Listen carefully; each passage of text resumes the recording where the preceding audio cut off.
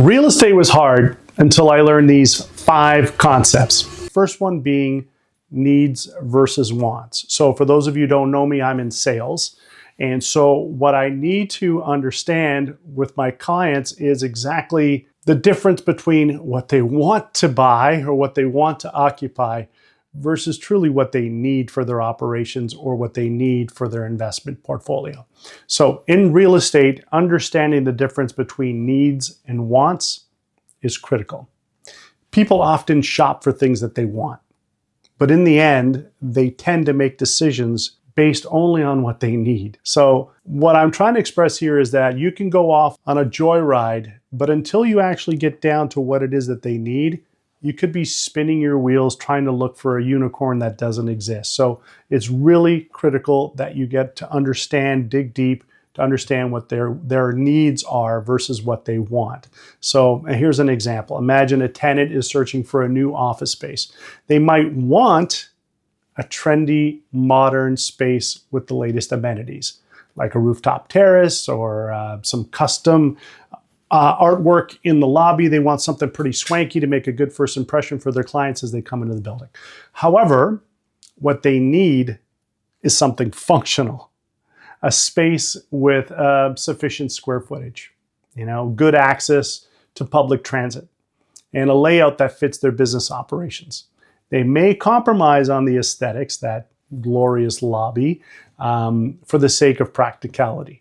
The key takeaway here is that people will often make decisions that prioritize filling their core needs, even if their initial desires lean towards something more luxurious. Concept number 2. What I've found in my experience is that there is a right time and a right place for everyone. There is a window in which people take action. Let me explain. The idea that timing is everything holds true in real estate specifically. People take action when they're driven by either the need to escape a certain pain point or the desire to move towards and seize an opportunity of a lifetime, an opportunity that they can't pass up. So those are the 2 reasons I've found in my career that people will actually be inspired to take action, right? Moving away from pain, moving towards an opportunity of a lifetime. And the timing of those factors will vary. Some will act quickly when they feel a really strong emotion, a pressing pain, while others will wait for the perfect opportunity to come into alignment with that feeling, right? So you also had factors of scarcity in time. Maybe I'm running out of time and I need to take action, or scarcity in money. I don't have enough money, I'm running out of money, I need to take action now. So consider a small business owner who's been operating out of a cramped, outdated space. Okay, they might be putting off moving because the cost or of uncertainty in the marketplace. However, when a competitor opens up a larger, more modern facility down the road, the business owner suddenly feels competitive pressure, a sense of pain. At this moment, they may act swiftly to secure a new space, as the window of opportunity for improving their operations has just narrowed. Now we have this new competition. So timing and a sense of urgency push them to move forward and take action. So there's always a right time and a right place, and that window is where you need to define. And this could apply to yourself, right? Like, you're in life stuck in a position. Maybe you're working a 9-to-5 job and you know you don't like it, but you want to move forward, but you never do, right? You don't because you're not feeling enough pain. And then maybe eventually you get to the point where it's like, I'm 20 years into this career and I've got nothing to show for it. What I really wanted to do was this other thing. And it could be in real estate. Maybe you want to invest in real estate. But because you haven't had enough pain, but you're running out of time and maybe your money is scarce, you decide now is as good a time to take on real estate investing as any. So then you actually take action. So there's a time and a place and there's a window, and that window usually falls on pain, scarcity of time or money. Concept number 3, I call this the 5 whys technique. Now, it's not something that I invented. This was actually invented by an Asian fella that was really looking to understand how his operations for his company would work and really digging down to the reasons why it wasn't operating at its full potential. So this is called the 5 whys.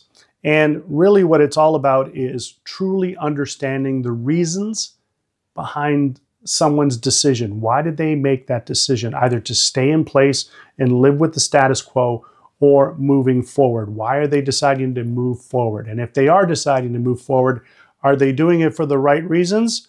Maybe the ones they're telling you, or are they keeping the right reasons for themselves and not truly disclosing? Now, the reason I mention this is because it's important. Again, I'll use the example of me being in sales and brokerage, right? So I've got someone that wants to make a decision to move on the market, but until I understand the underlying emotion, why they need to take such action, I can't deliver the right solution.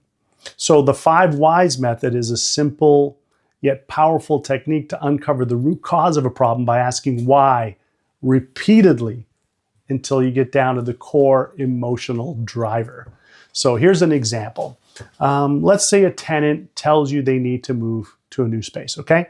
You ask the question, why? They might say, well, the current space no longer suits my needs.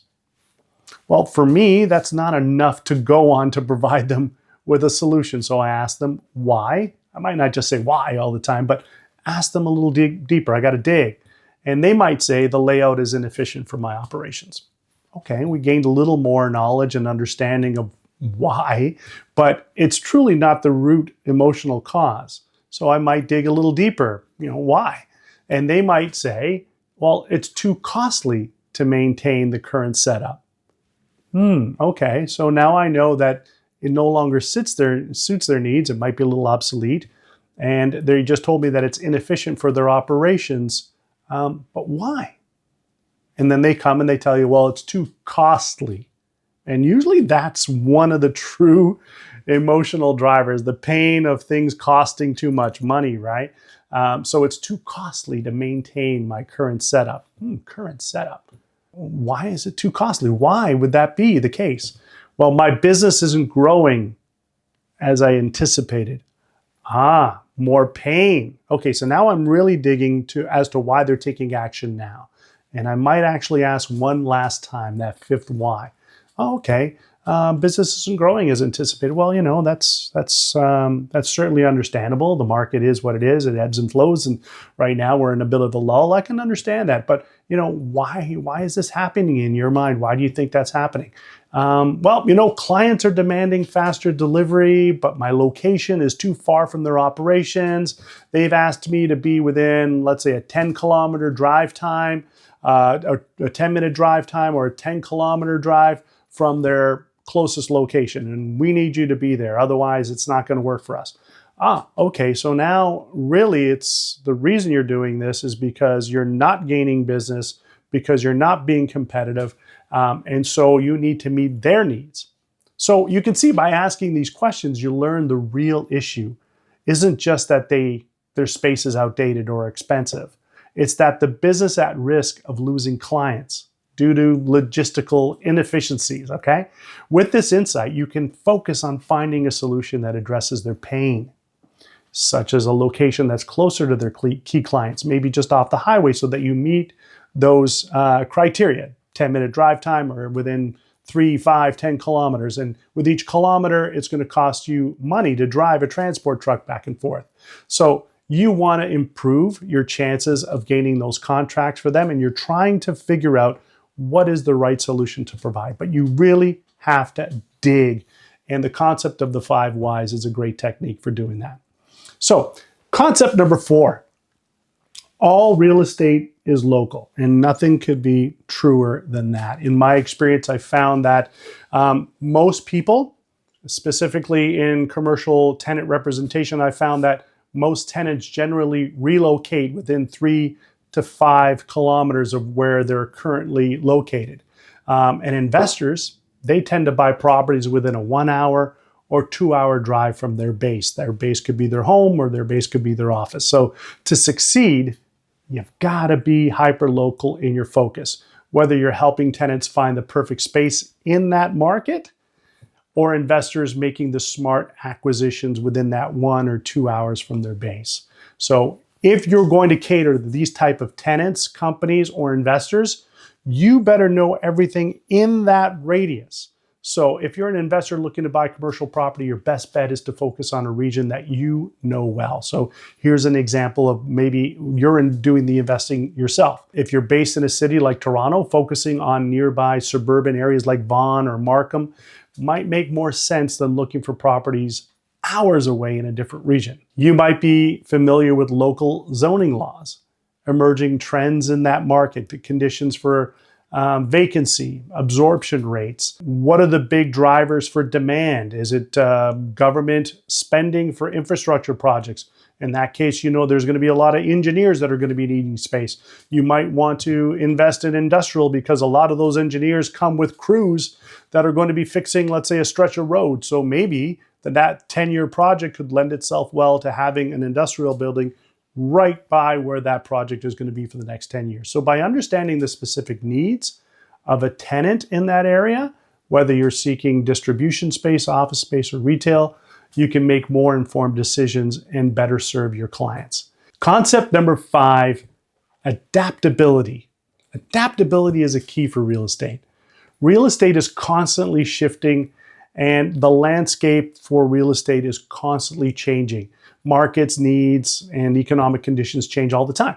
And to succeed, you must be flexible and willing to adjust your approach when it's necessary. Whether you're a real estate agent, an investor, a tenant, adaptability can mean the difference between capitalizing on an opportunity or missing out on the next greatest thing. So here's an example. During COVID, that pandemic, many commercial tenants who once really preferred large office spaces suddenly found themselves with empty offices and rising costs. For some, the move to remote work became a permanent thing, while others sought smaller, more flexible spaces that would allow them to adapt to a hybrid work model. So how we used real estate and how we use it today has changed forever. And that being one of the catalysts, that lockdown period. So from an investor's point of view, this might mean adjusting your own portfolio to include more mixed-use buildings or flexible office spaces. In some cases, real estate agents shifted from traditional leasing models to offering short-term or co-working spaces. The ability to pivot and doing it quickly in response to changing circumstances is so important because demand keeps shifting. Right? And there's always going to be a black swan event. It might not be as big as something like COVID, but things will change. For instance, AI is now revolutionizing everything, including real estate. So you have to have the ability to navigate in turbulent conditions, and the market is definitely going to be volatile from time to time. So these 5 key concepts should make your life easier. I want to thank you for taking the time to watch this video. And if you like what we've talked about here, then share it with a friend who might be interested in investing in real estate. Make sure that you tap on that notification bell if there is one, like and subscribe, and we'll see you on the next video.